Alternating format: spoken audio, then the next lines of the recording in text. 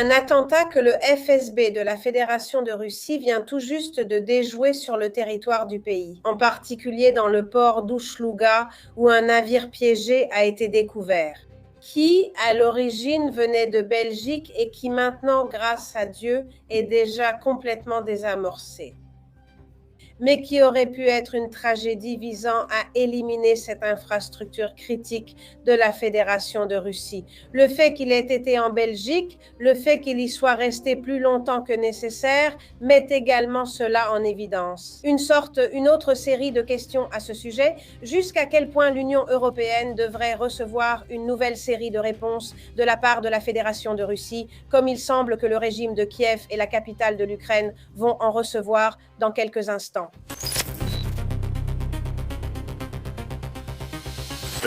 Le navire est passé par la Belgique, à Anvers, c'est bien ça? Anvers, d'accord?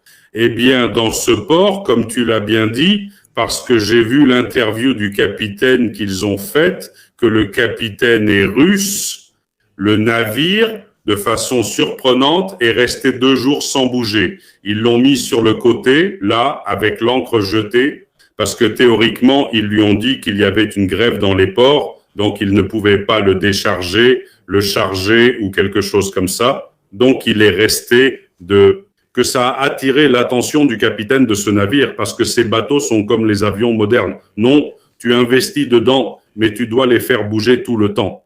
Parce qu'à chaque fois, chaque jour où il est à l'arrêt, ça te coûte parce que ce bateau a besoin d'énergie pour fonctionner tout seul. Tu payes des assurances, tu payes les salaires de tous les marins. Donc non, tu n'as pas intérêt à rester à l'arrêt, tu as intérêt à être tout le temps en mouvement. Alors, ça l'a interpellé que tout à coup, 2 jours comme ça, sans raison, ils les mettent là-dedans. Et bien sûr, l'intention était, il l'a compris, l'intention était que ce bateau, une fois chargé, soit chargé à un endroit, qu'il explose là-bas. Mais il se trouve que l'une des bombes, des mines magnétiques qu'ils ont placées avec le mouvement de l'eau, a été repérée. Donc, en gros, le bateau des gardes, donc les gardes frontières dépendent aussi du FSB, comme à l'époque de l'Union soviétique, ils dépendaient du KGB. Alors, ils ont vu une de ces mines magnétiques et à partir de là, ils ont commencé à inspecter le bateau. Et le bateau était là. C'est-à-dire que ce n'était pas une opération spécialement préparée par le FSB qu'ils attendaient le bateau. Parce que j'avais compris, enfin, je n'avais pas lu exactement. Donc, c'était presque un miracle d'avoir été au bon endroit et grâce au bon travail des agents du FSB à ce moment-là. Et avant que nous continuions avec la vidéo, s'il te plaît, n'oublie pas de laisser un bon like à ce contenu. Abonne-toi à la chaîne si tu apprécies les contenus et que tu n'es pas encore abonné. Nous subissons une censure assez préoccupante, mais bien sûr, nous serons toujours là jusqu'à la victoire. Toujours. Merci et allons-y. Oui, en gros, l'inspection visuelle qu'ils ont faite autour du bateau, il y avait peut-être autre chose parce qu'ils ne vont pas non plus nous le dire puisqu'ils avaient des informations d'un certain contact. Mais ce que j'ai compris, c'est qu'ils ont vu une des bombes qui avait été posée parce que les bateaux, en plus, ces bateaux-là, selon qu'ils sont plus chargés ou plus déchargés, ont une flottabilité différente. Donc, même s'il n'est pas chargé, il a du carburant pour le fonctionnement même du bateau. Eh bien, cela peut varier considérablement peut-être d'un demi-mètre, de 20 centimètres, d'1 mètre. Donc, ce qui, en Belgique, à Anvers, c'était sous l'eau, complètement. Et une fois que tu arrives en Russie, et avec les différences aussi des mers, etc., eh bien, c'est resté en dehors. Alors, les gardes l'ont vu, ils l'ont vu, et puis, en commençant à inspecter, ça ressemblait à un chien errant qui était venu là pour fouiller. Tous les trucs, les bestioles de la forêt qui étaient juste à côté, il y avait plusieurs mines placées à différents endroits de la coque. C'était pour que l'explosion, une fois le bateau chargé, soit sûr. Et ici, la question clé, je pense que la question à $1 million est jusqu'où? Parce que officiellement, je comprends que ce n'est pas possible, mais nous sommes ici pour parler franchement. Jusqu'où peut-on attribuer la responsabilité de tout cela à la Belgique? C'est-à-dire, allons-nous simplement le mettre dans la petite case du manque de contrôle parce que, eh bien, dans l'Union européenne, nous savons que bien souvent, il n'y en a pas suffisamment. Même si je te dis que si tu as un peu une tête d'étranger d'une ethnie, je te dis que si tu as un peu une tête d'étranger d'une ethnie qui ne leur plaît pas trop, là, toutes les alarmes se déclenchent. C'est-à-dire, quand ils veulent, ils contrôlent très bien. Et s'il s'agit d'une inspection fiscale, là, tu hallucines. Ils peuvent même savoir la couleur de ta culotte sur le moment. Alors, on met ça dans la catégorie de l'Union européenne. Bon, eh bien, il y a un manque de sécurité générale, qu'on est déjà assez habitué à ce genre de gros titres, ou bien on le range dans la case de ceux qui ont quelque chose à voir avec celle-ci. Écoute, moi, je n'ai pas vu le port. Je ne sais pas vraiment. Je pense que c'est à la portée de presque n'importe qui ou de n'importe quel groupe organisé, professionnel, avec de bons plongeurs et un bon équipement pour faire ça. Surtout un bateau dont tu sais qu'il va rester 2 jours à l'arrêt la nuit, avec des plongeurs, plonger sur plusieurs centaines de mètres, placer ces choses-là. J'ai un brevet de plongée, le niveau basique jusqu'à 18 mètres. Mais en imaginant ça, non? Enfin, en plus, si tu as du bon matériel pour ça, non? Les catamarans, ces sous-marins, non? Eh bien, comme une sorte de petite torpille qui t'emmène et tout, et tu le places bien sous l'eau, tu peux le faire sans trop de problèmes. C'est autre chose, en théorie, dans un port, non. Les ports ont des zones de sécurité, etc., importantes que le bateau. Rappelons ce détail, c'est ce qui retient particulièrement mon attention. Rappelons le détail que le bateau s'arrête dans ce port de manière non programmée. Autrement dit, je comprends que la partie belge le retient, c'est-à-dire que oui, il peut y avoir une équipe de plongeurs qui, étonnamment, eh bien, va simplement sur ce bateau et fait ce qu'elle a à faire. Mais bien sûr, il a nécessairement besoin, si je puis dire, d'une préparation préalable. Et il a besoin de savoir à quel moment le bateau va s'arrêter pendant un certain temps pour pouvoir le faire. C'est là que le doute me vient. Je ne veux influencer personne, mais je pense qu'il est logique de se demander jusqu'à quel point cela, le fait que le bateau se soit arrêté dans un port belge, dans ce nouveau contexte de guerre, eh bien, qui me semble de plus en plus brûlante entre l'Union européenne et la Russie. Eh bien, jusqu'à quel point les autorités belges ou qui que ce soit en Belgique, ça je ne le savais pas. Eh bien, nous laissons le doute là-dessus, d'une part, et d'autre part, quand un autre de ces navires, Dieu nous en préserve, explosera, ou qu'il ait déjà traversé la Méditerranée et qu'il y ait une fuite de carburant, une fuite de tout, un problème environnemental majeur, à qui attribuera-t-on la responsabilité? Parce que ceux-là sont capables de dire que c'est la faute de la Russie, qu'elle fait exploser ses propres navires, comme cela s'est déjà produit avec le Nord Stream. Alors, moi, franchement, la logique et le sens d'autoprotection des pays de l'Union européenne me surprennent. Ça, c'est d'un côté, non? Parce qu'on a l'écologie, d'un côté, tellement importante, non? C'est l'agenda vert de l'Union européenne, etc.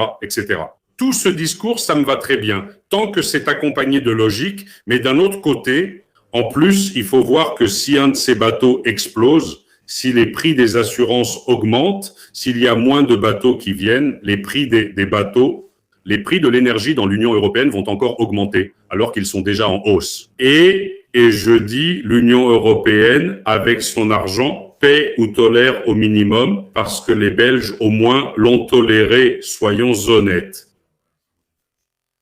Ils ont toléré que quelqu'un dans leurs eaux, s'ils n'y ont pas participé directement, ils ont toléré que dans leurs eaux, on essaye de faire, ou qu'on ait effectivement fait, le minage d'un navire. Un navire étranger, en plus, ils savaient dès qu'il devait aller en Russie, parce que ce navire n'avait pas de pavillon russe, mais ils savaient qu'il allait en Russie, puis en Turquie. Alors, eh bien, l'Union européenne et ses préférences, franchement, c'est étrange, non? Attends, s'il l'avait voulu, ce serait différent, car j'y pense maintenant. Nous avons tous supposé que ce navire devait forcément exploser quelque part et détruire une infrastructure russe, ce qui serait certainement un dommage très considérable. Mais en tenant compte du fait que l'objectif final était la Turquie et qu'il irait en Turquie après la Russie, n'aurait-il pas en fait pour objectif de faire exploser un port turc et là impliquer la Russie et la plonger dans un conflit ouvert avec l'OTAN et en plus compliquer les relations entre la Russie et la Turquie qui déjà la Turquie aide d'une main de l'autre, elle aide les autres. Enfin, on connaît, non? La position de la Turquie, c'est un vrai bazar turc dans tous les sens du terme. Alors maintenant, qu'en penses-tu? Est-ce que la Russie était vraiment la cible de cette attaque? Ou peut-être que oui. Je pense que oui. Mais le FSB et les autorités russes aussi, au cas où, vont dans le sens de ce que tu dis parce qu'ils ont déjà informé la Turquie des faits. Il y a déjà eu des informations selon lesquelles la Turquie a été informée des faits. On lui a expliqué le cas, au cas où, pour qu'il soit prévenu, parce qu'il pourrait y avoir d'autres événements de ce genre. Je pense que ce serait plutôt parce qu'ils ont besoin de succès rapides. Et avec le port d'Ouslouga, ils se sont donné beaucoup de mal sans que ça leur réussisse vraiment. Parce que oui, bon, ils détruisent quelque chose, mais les capacités sont rapidement rétablies. Je pense que oui, ce serait le port, mais il y a le doute, non. Et se faire ou non, le public espagnol, ça, ils le sauront. Se faire un cuirassé, main, comme le navire américain qu'on a fait exploser à La Havane, pour déclarer la guerre à l'Espagne et ensuite lui enlever Cuba, Porto Rico et les Philippines, eh bien, c'est un classique. Ça, c'est un classique. Une diversion de ce genre, tu accuses de n'importe quoi. Parce que si beaucoup de gens ont cru que la Russie, qui avait dépensé beaucoup d'argent dans les Nord Stream, les a attaqués et les a fait exploser elles-mêmes contre toute logique. Si les gens ont cru ça, pourquoi ne croiraient-ils pas que la Russie envoie son propre navire avec son gaz payé en Turquie pour le faire exploser là-bas? Oui, ce ne serait pas logique, mais ce ne serait pas logique non plus. Mais là... Les gens et l'opinion publique y croient souvent. Moi, je trouve ça hallucinant. Oui, c'est ça le point, non?